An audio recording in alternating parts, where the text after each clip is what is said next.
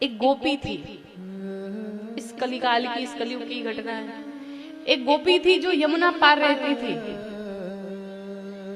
तो यमुना पार करके वो आती थी दूध बेचने के लिए। तो जिस दिन वो जल्दी जल्दी दूध बेच ले, उसका काम खत्म हो जाए, तो वो आके कथा में बैठ करके कथा सुनती थी। एक दिन कथा श्रवण करने आई तो व्यास जी ने कहा व्यासपीठ से कि भगवान कृष्ण के चरणों में जिसे प्रीति हो जाए वो भव सागर को पार कर जाएगा, वो भव सागर को पार कर जाएगा। अब तो उसे ये बात बड़ी अच्छी लगी।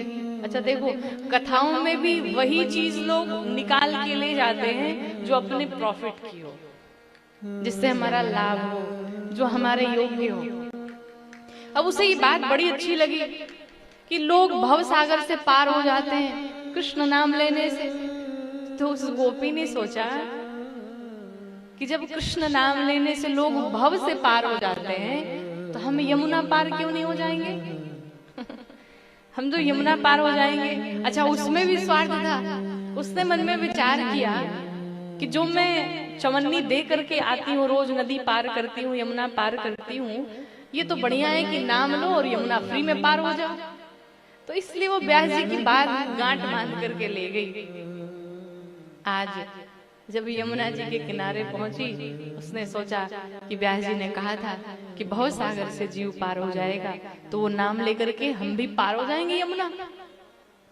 और जैसे उसने यमुना में पांव रखा, महाराज आंखें बंद करी, और जैसे आंखें बंद करी नदी पर चलने लगी, और मानो ऐसे चल रही थी जैसे धरती पे चल रही हो, और वही कृष्ण का नाम लेकर के गोपी पार हो गई।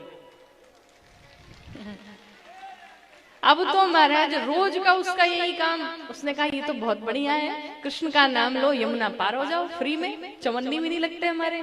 अब वो जाती भी थी आती भी थी फ्री में, एकदम बढ़िया चल के।